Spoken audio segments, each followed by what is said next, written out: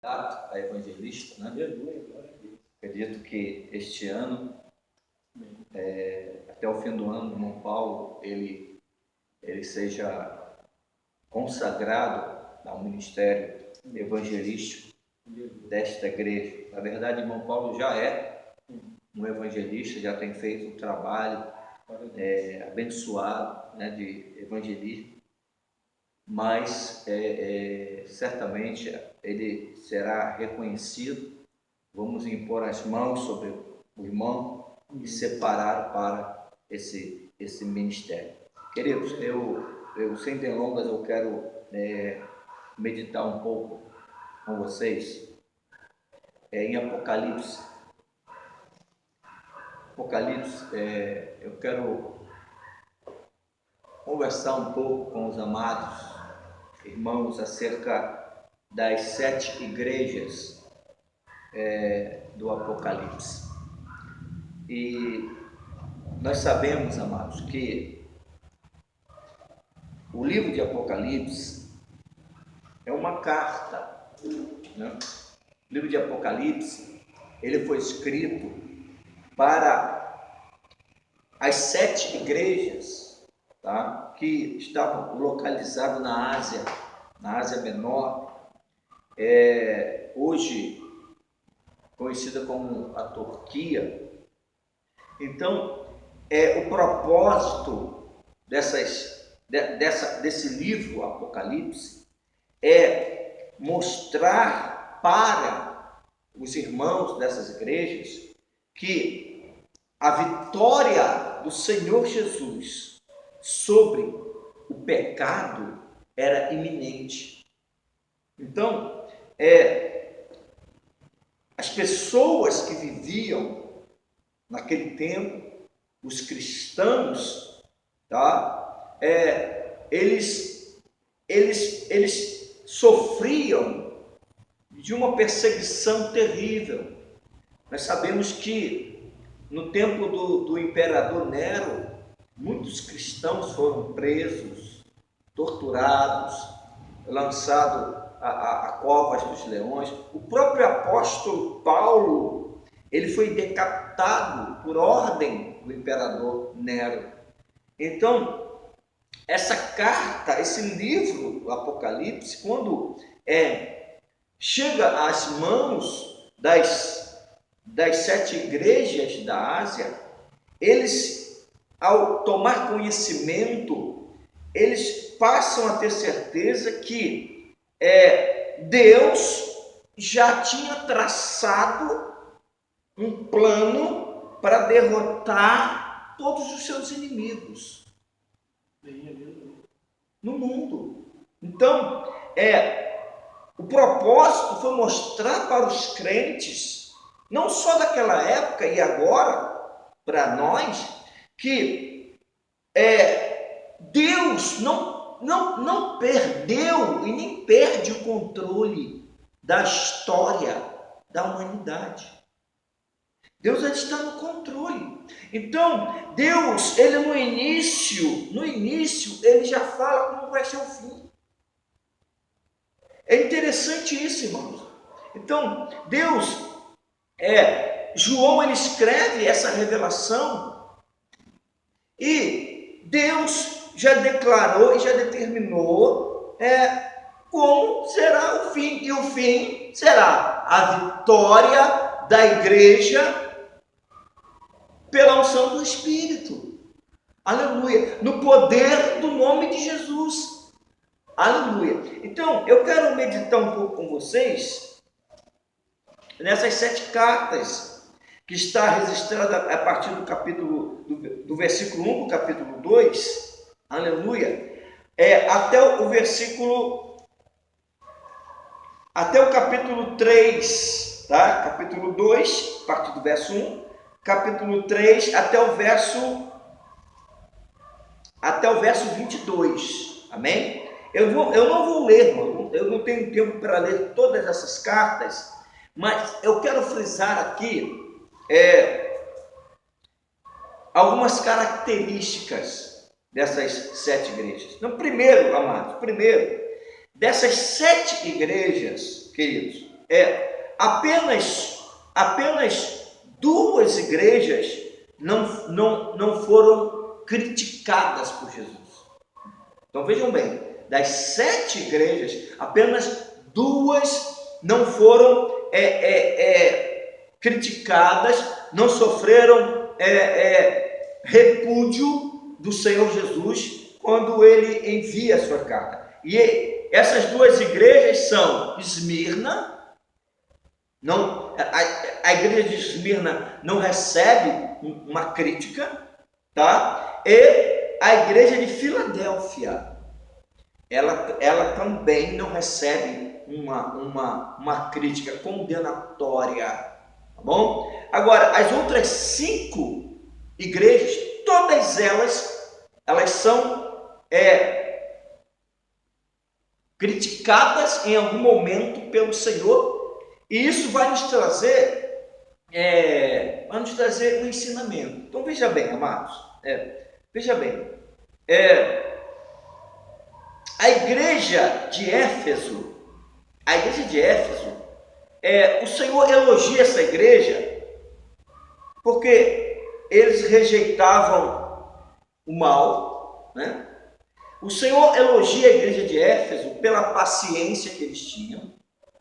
Eles também são elogiados pelo trabalho que executavam, tá? Por testar os falsos apóstolos. Então, eles testavam as pessoas que se faziam apóstolos, tá? E eles também foram elogiados pela perseverança. Então, veja bem, eles perseveraram em fazer a obra do Senhor. Eles perseveraram em permanecer como igreja militante, igreja atuante. Mas eles foram criticados. Mesmo diante de tantos elogios, havia algo nesta igreja de Éfeso que era algo ruim. Era uma característica que chamou a atenção do Senhor Jesus, e o Senhor Jesus teve que repreendê-los por causa dessa característica. O que o Senhor falou? Ele disse: olha, eu tenho contra vocês que vocês deixaram o primeiro amor. Vocês perderam o amor. Como é que pode, irmãos? É interessante, olha só. Eles rejeitavam o mal, eles tinham paciência, eles trabalhavam na obra, eles testavam os falsos apóstolos, eles tinham perseverança, mas eles perderam o amor. Que coisa, irmãos! Então, é possível ser uma igreja atuante e perder o amor ao Senhor Jesus. Então, é possível, amados, fazermos uma grande obra nesta terra e não termos mais o amor, ou seja, sermos simples religiosos. Então, antes de sermos chamados para fazer alguma coisa, nós fomos chamados para ser. Então, antes de fazer, nós temos que ser. O que é que nós temos que ser? Primeiro, filhos. Nós fomos chamados para ser filhos. Nós fomos chamados para ser o quê? Para ser adoradores. Aleluia. Nós fomos chamados, amados, para amar o Senhor Jesus. Glória a Deus. Então, queridos, preste atenção. Nós precisamos atentar para isso. Precisamos atentar para o fato de sermos pessoas simplesmente religiosas. Amém, amados? Nós precisamos ser cristãos, amando o Senhor Jesus. A igreja de Esmirna, como eu falei, eles não receberam nenhuma crítica, aleluia, mas eles receberam elogios, né? E o Senhor disse: olha, vocês suportam o sofrimento e a pobreza. Interessante, amados. Nós vemos aqui que algumas dessas igrejas, elas eram ricas financeiramente, tá? Enquanto que o Senhor diz para algumas, olha, você acha que é rico, mas você é pobre. Para a igreja de Esmirna, eles eram financeiramente pobres, mas o Senhor diz, vocês são ricos. É interessante notar que por que algumas igrejas eram ricas e a igreja de Esmirna era pobre? Não tinham o mesmo Senhor? Não é verdade? Não tinha o mesmo Senhor, mas a gente percebe que a igreja rica sofreu críticas severas do Senhor. O Senhor disse, você é pobre, miserável, cego, nu. A igreja é rica. Enquanto que a igreja pobre não tem crítica, não tem desagrado. Aleluia. O Senhor diz, olha, você suporta o sofrimento, e às vezes, irmãos, o sofrimento é até por conta da pobreza. E por que algumas pessoas dizem que o crente não pode ser pobre? Por que algumas pessoas dizem que a igreja não pode ser pobre, irmãos? Está aqui uma igreja pobre. Pobre financeiramente, mas rica porque Jesus estava lá. Aleluia. Jesus estava lá. Amém? A igreja de Pérgamo, está lá a partir do versículo 12, capítulo 2, versículo 12 até o 17, aleluia. O Senhor diz o seguinte para eles, olha,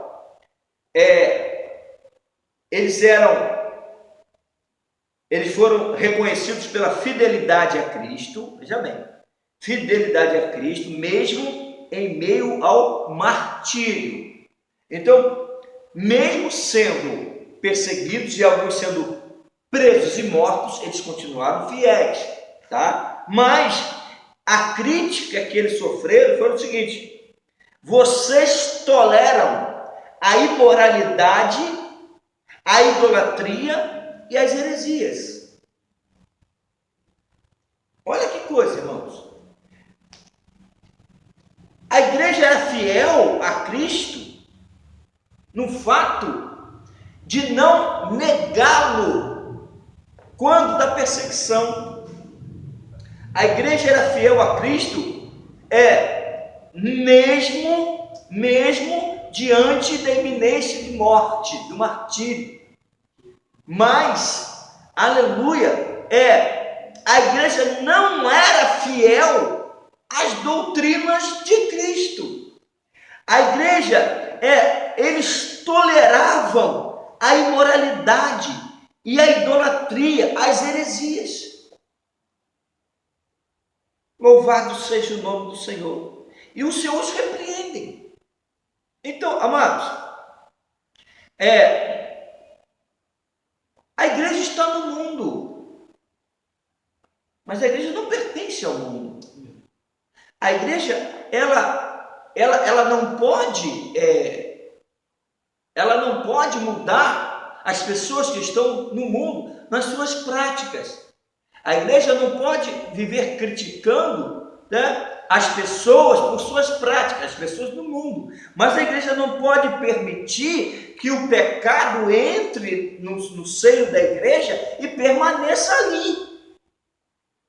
A igreja não pode tolerar a imoralidade, a heresia, a idolatria. Como pode, irmãos? Como pode a igreja de Cristo Jesus tolerar a idolatria? Mesmo porque, amados, muitos nessa época morreram por não aceitarem a adoração do imperador. Muitos morreram, mas não aceita a adoração do imperador, mas aceita um outro tipo de idolatria. É como nós, irmãos. Não aceitamos nos curvar diante de imagens, de esculturas, não aceitamos nos curvar diante de homens e mulheres para adorá-los, mas será que não existe um ídolo no nosso coração? Será que nós não idolatramos o nosso dinheiro? A nossa condição financeira? Será que nós não idolatramos A nossa família, irmãos? Será que a nossa família não está acima do Senhor? A nossa esposa, nosso esposo, nossos filhos? Será que pessoas não estão acima do Senhor? Se tiver, é idolatria. Há uma idolatria. Amado, a igreja de Tiatira recebeu um elogio do Senhor. Olha, o Senhor disse que eles amavam, está lá no capítulo 2, versículo 18. Eles amavam, eles trabalhavam, eles eram dinâmicos na obra, tá? Eles tinham fé e eles tinham paciência, tá? Mas veja bem, olha a crítica do Senhor para essa igreja, a igreja de Tiatira. Eles toleravam a mulher chamada Jezabel, tá? Eles toleravam uma pessoa no seio da igreja, tá? Que praticava perversidade moral e que a Bíblia chama de prostituição. Mais uma vez, uma igreja sendo repreendida por tolerar o pecado. A igreja de Pérgamo, ela tolerava a imoralidade. A de Tiatira também tolerava. E aqui o Senhor cita um nome. Algumas pessoas dizem que Jezabel simboliza alguém, tá? Não é simplesmente um nome. Eu acredito que seja um símbolo que o Senhor empregou a uma determinada pessoa que existia na igreja.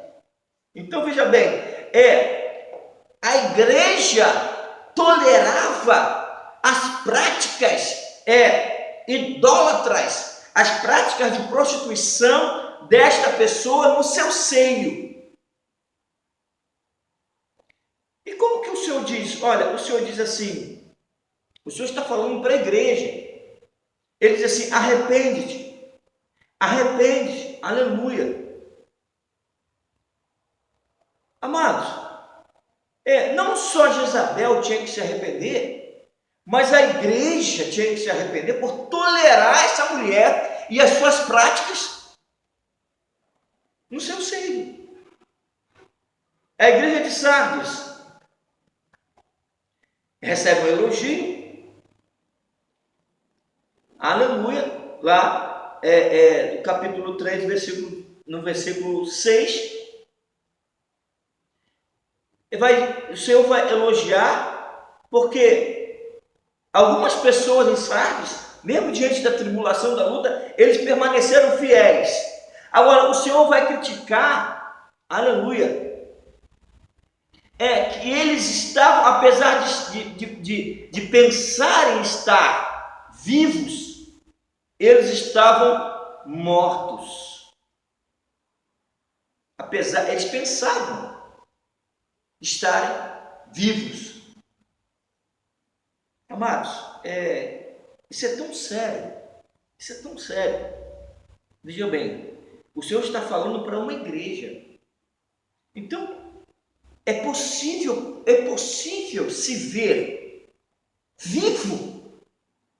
É possível se ver, estar em comunhão com Deus, achar que está em comunhão, pensar que está em comunhão. Amados, é possível pensar que está salvo quando não se está. Não é sério isso, irmão? É muito sério. Como? Olha, uma igreja pensar estar bem com Deus e não está. Aleluia. Pensar que está caminhando com Deus e que está indo para o céu e não está indo para o céu. Isso é muito sério. Aleluia. Então, o conselho que ele dá para essa igreja é: arrepende-se. Claro, irmãos, arrependimento é mudar de direção, é viver diferente. E essa é uma mensagem tão atual, irmãos, para os nossos dias. Aleluia. A igreja de Filadélfia, ela é elogiada pelo Senhor por sua fidelidade. Apocalipse 3:7. Por sua fidelidade. Não existe nenhuma repreensão para essa igreja, graças a Deus. Aleluia. A igreja de Laodiceia, amados, a igreja de Laodiceia, ela não tem nenhum elogio. O Senhor não elogia Laodiceia por nada e em nada. Mas, veja bem, a crítica para essa igreja é a seguinte: a indiferença espiritual, tá?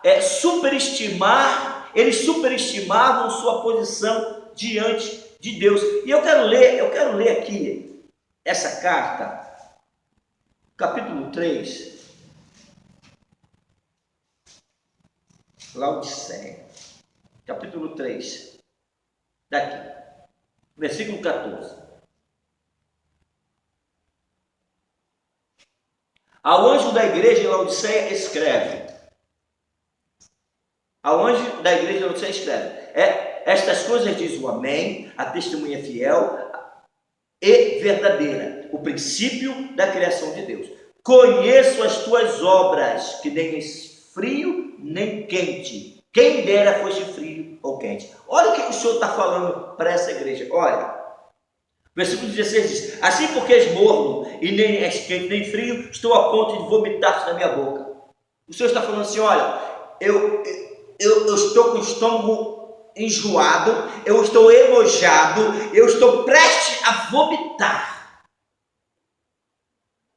Eu estou prestes a vomitar. Olha, vomitar-te da minha boca. O Senhor está dizendo: olha, não dá para te tragar, não dá para ter comunhão com você, eu estou a ponto de vomitar-te, ou seja, você está me fazendo mal.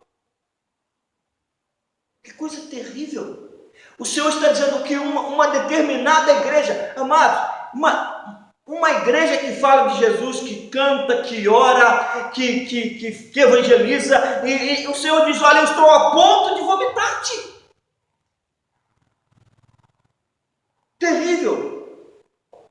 Versículo 17: pois dizes: estou rico e abastado, e não preciso de coisa alguma, e não sabe que tu és infeliz, sim, miserável, pobre, cego e nu. Então ele diz: eu sou rico. Amados, quantos crentes e quantas igrejas vivendo superficialmente, dizendo: eu sou rico, eu vou para a igreja por uma simples questão religiosa. Eu sou rico. Aleluia. Sem ter compromisso, sem amar o Senhor. Glória a Deus. Versículo 18 diz: aconselho-te que de mim compres ouro refinado pelo fogo, para que te enriqueças, vestiduras brancas para te vestires, a fim de que não seja manifestada a vergonha da sua nudez, e colírio para ungir os olhos, a fim de que vejas. Aleluia. Amados, nós estamos vivendo um tempo do fim. Então veja bem, se você tiver um pouquinho de conhecimento das Escrituras, você vai ter um discernimento quem é quem. Você vai ter um discernimento, amados, que tipo de mensagem que um determinado líder está pregando. Qual é a motivação dele? O que é que ele quer? Você vai perceber se aquela igreja, para onde que ela está indo, para onde que ela está sendo levada. Amado, tem igrejas que o Senhor Jesus está do lado de fora. Ele falou aqui. Nós utilizamos essa palavra, a palavra do Senhor Jesus: eis que estou à porta e bato, se alguém ouvir a minha voz e abrir a porta, eu entrarei. A gente utiliza essa palavra para evangelizar pessoas, mas essa palavra não foi dirigida para ímpio, essa palavra foi dirigida para crente. Essa palavra foi dirigida para a igreja. Aleluia.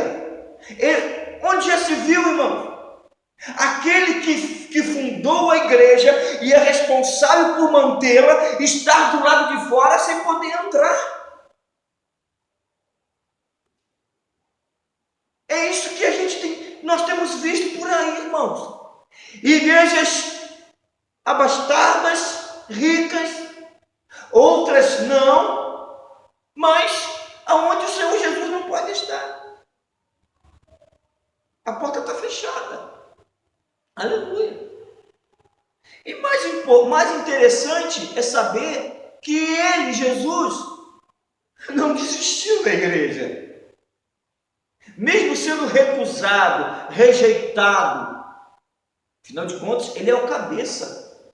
Ele é o cabeça da igreja. Se aquele que é a cabeça da igreja está do lado de fora, quem é que está governando aquela igreja? Porque cabeça é governo, irmãos. Se o cabeça está do lado de fora, se o cabeça não tem opinião, se o cabeça não pode dirigir, não pode governar, quem é que está governando? É um corpo sem cabeça. Irmãos, é muito forte o que eu vou falar, muito forte. Mas eu acredito, e tem pseudo-igrejas governadas por doutrinas de demônios.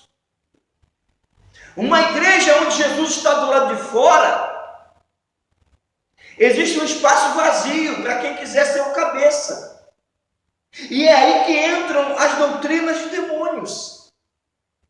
Aí que entra Satanás. Jesus não pode estar do lado de fora, irmãos. Jesus não pode nem ser um visitante. Jesus tem que ter o lugar de primazia. Ele tem que ser o cabeça. Ele tem que ser o cabeça da igreja, tá? E nós sabemos que igreja somos nós. Ele tem que ser a sua cabeça.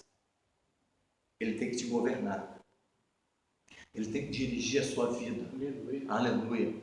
Glória a Deus. Amados, nós precisamos aprender a passar pelo crivo de Deus os nossos desejos. Nós precisamos aprender a colocar diante do Senhor aquilo que nós queremos, aquilo que nós desejamos, e dizer: Senhor, faça a tua vontade. Afinal de contas, nós somos servos. Aleluia. Nós somos servos.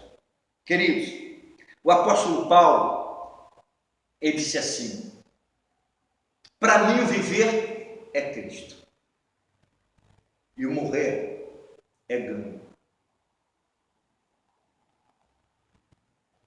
O apóstolo Paulo, ele foi um homem que ele serve de exemplo para muitos crentes. Muitos crentes. Mas quando você olha para essas 7 igrejas, você vai perceber que ainda lá atrás, irmãos, no primeiro século da igreja sobre a terra, lá atrás, no início, você percebe que as igrejas, a grande maioria delas tinha problemas. Quando a gente lê Atos dos Apóstolos, a gente diz assim: a igreja primitiva era uma bênção, era tudo uma bênção. Irmão, não era não. Não era não. Está aqui, ó. 7 igrejas, 5 reprovadas. Das 5 reprovadas. Sabe por quê, irmãos? Porque já naquele tempo, a igreja era constituída por pessoas que pecavam. Já naquele tempo. Pessoas que ainda têm uma natureza humana. Aleluia. Então, nós costumamos dizer: poxa, a igreja naquele tempo era uma bênção. Sim e não. Para encerrar, amados, os maiores inimigos da igreja foi lá naquele tempo e é até hoje. Primeiro inimigo da igreja, irmão, mundanismo. Foi o que o Senhor Jesus falou aqui. Primeiro inimigo da igreja, mundanismo. Costumes mundanos ingressando dentro da igreja. O Senhor falou aqui: olha, Vocês toleram a imoralidade. Mundanismo. Vocês toleram a idolatria, as heresias. Vocês toleram. Primeiro, amados, o mundanismo. Jesus disse: vocês estão no mundo, mas vocês não pertencem ao mundo. Então, o primeiro inimigo da igreja, mundanismo. Segundo inimigo da igreja, perseguição. Amados, a perseguição, as tribulações é terrível, são terríveis. Alguém pode dizer: mas pastor, a perseguição pode trazer pureza para a igreja. Sim, concordo. Mas quando você vai estudar acerca da história da igreja, amado, quantos crentes deixaram de ser crentes por causa da perseguição? Quantas igrejas deixaram de existir, irmãos, por causa da perseguição? Igrejas inteiras deixaram de existir por causa da perseguição. Quantas pessoas, na hora de confessar a fé em Cristo Jesus, preferiram negar a fé para continuar vivendo? A perseguição não é fácil. Não é fácil. Aleluia. E o terceiro e último inimigo da igreja é a frieza espiritual. A mornidão, a frieza. É a pessoa ser crente por fora, ser salvo por fora e perdido por dentro. Porque perdeu a fé, porque perdeu o amor. Queridos, e eu confesso a vocês que eu temo por nossas vidas, nesse período difícil. Eu temo por nossas vidas, irmãos.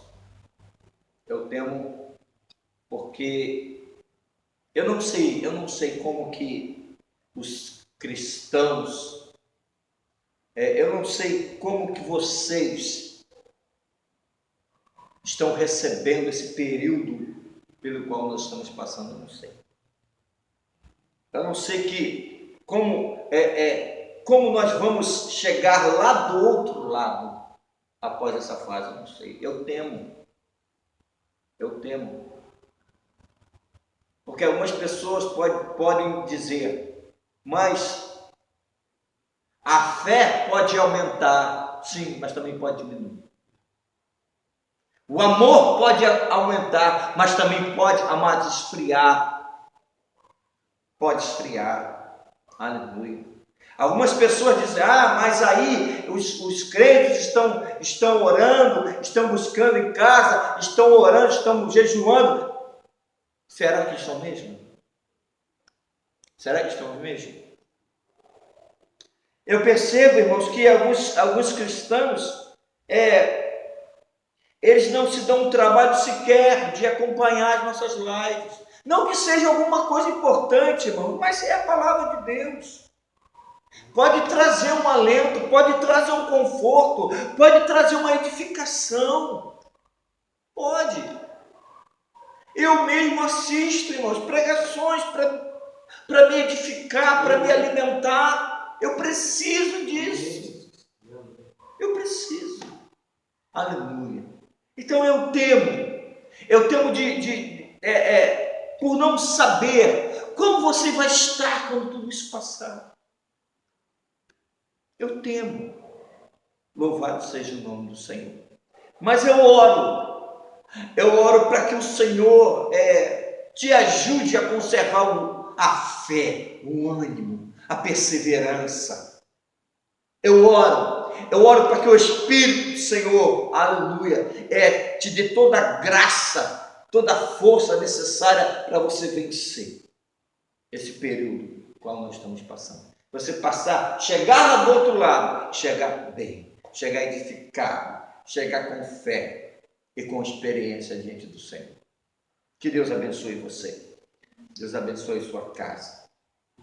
Deus abençoe a sua família. Aleluia. Eu quero te dizer uma coisa, meu querido, minha querida.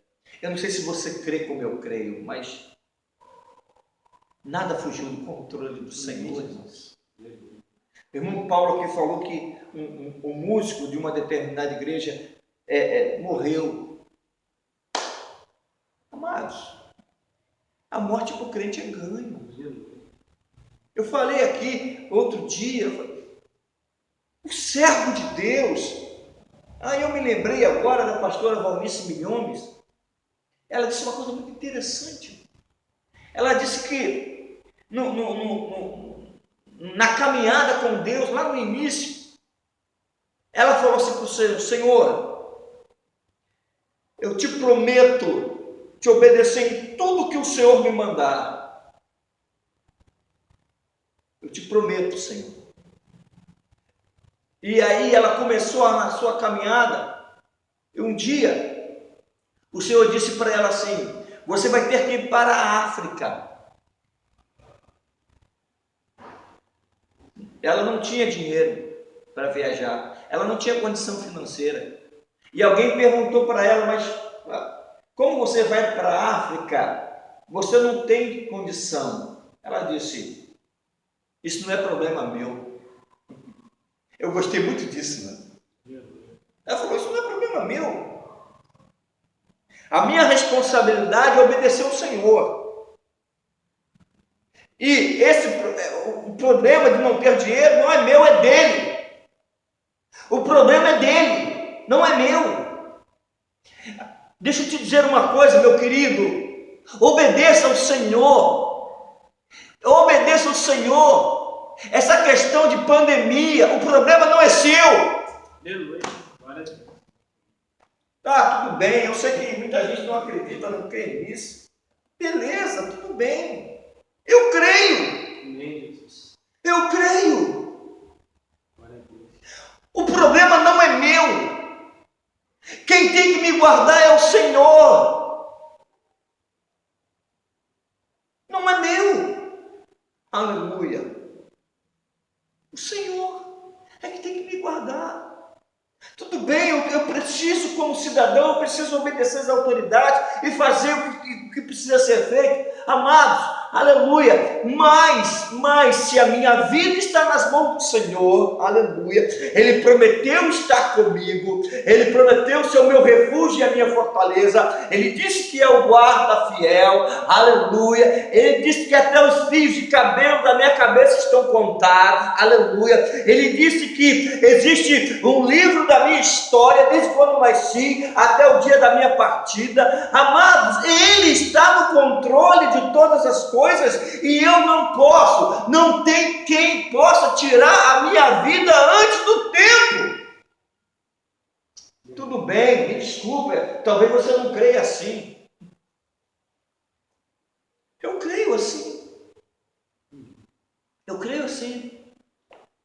Eu não estou falando que eu vou viver até 100 anos, não. Eu posso morrer amanhã. Eu não sei. Eu simplesmente digo para o Senhor: Senhor, enquanto o Senhor precisar de mim aqui, por favor, conserva a minha vida. Então, enquanto Ele precisar de mim, Ele vai conservar a minha vida, irmãos. Então, não é pandemia, tiroteio, doença, nenhuma dessas coisas, irmãos. Nenhuma dessas coisas. Eu estou lendo o livro de Atos dos Apóstolos. Paulo é apedrejado numa cidade e foi tido como morto. E eu acredito que Paulo estava morto. Pegaram o Paulo, botaram lá fora, deixaram lá fora, foram embora. Está morto. Daqui a pouco Paulo se levanta e volta para dentro da cidade. Não estava na hora dele morrer? Quem é o dono da vida? Quem é o dono da vida? Agora, quando prenderam Tiago, Herodes prendeu a Tiago e passou a espada no pescoço de Tiago e matou. Chegou a hora, Deus disse: você vai morrer, meu irmão. É a tua hora. Vem para cá. Mas Paulo tentaram matar Paulo várias vezes, não conseguiram. Tentaram matar João várias vezes, não conseguiram.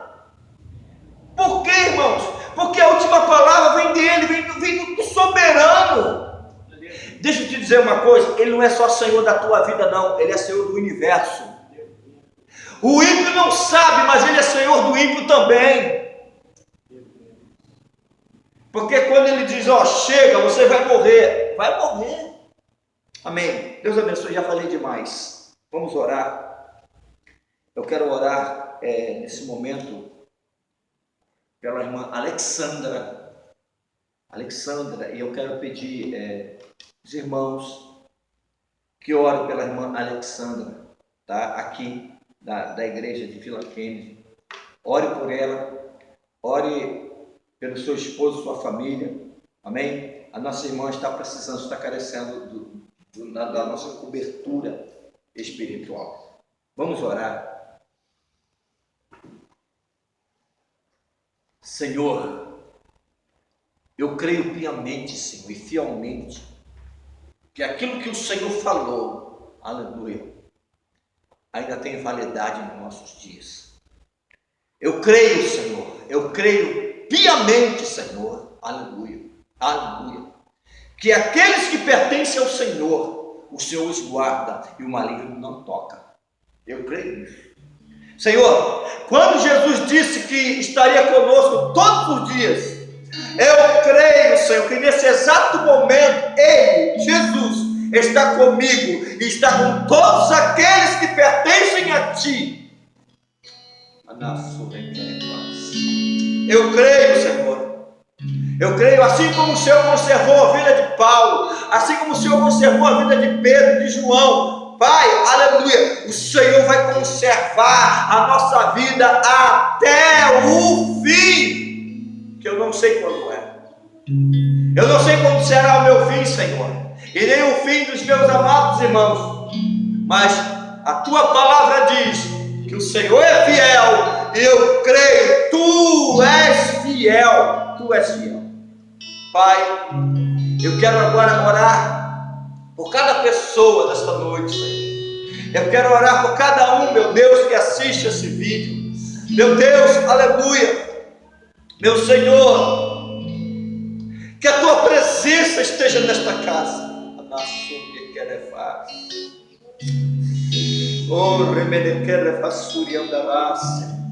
Senhor, que os Teus filhos possam, Senhor, desfrutar da Tua presença, que possam Te ouvir, Senhor, que seja um momento, Senhor, de edificação, de fortalecimento, de comunhão, meu Senhor, aleluia. Toma em Tuas mãos, Pai, cada um deles, o pai, a mãe, os filhos, os avós, toma em Tuas mãos, cada um. Senhor, eu mais uma vez oro por Tua filha Alexandra. Vai de encontro à Tua filha, Senhor, dá saúde para ela, dá saúde para o seu esposo. Senhor, continua, Pai, com a Tua mão, abençoando, guardando, protegendo, dando direção à Tua filha, os Teus filhos ali. Pai, eu quero Te agradecer, muito obrigado, Senhor, por mais essa oportunidade. Abençoa, Senhor, Teus filhos lá de Palmares, Senhor. Toma Teus filhos em Tuas mãos, Senhor.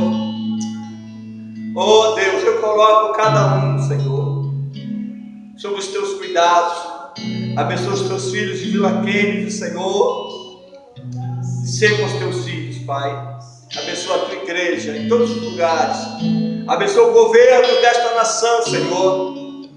Toma Teu filho, Senhor, Jair Bolsonaro, seus ministros, as autoridades, Senhor, desse país. Senhor, abençoa também o bispo José Francisco, Teu servo, sua casa, sua família. Abençoa os pastores da Irmandade Metodista Ortodoxa, Pai. Toma cada pastor, cada líder, cada pastora, cada rebanho nas Tuas mãos.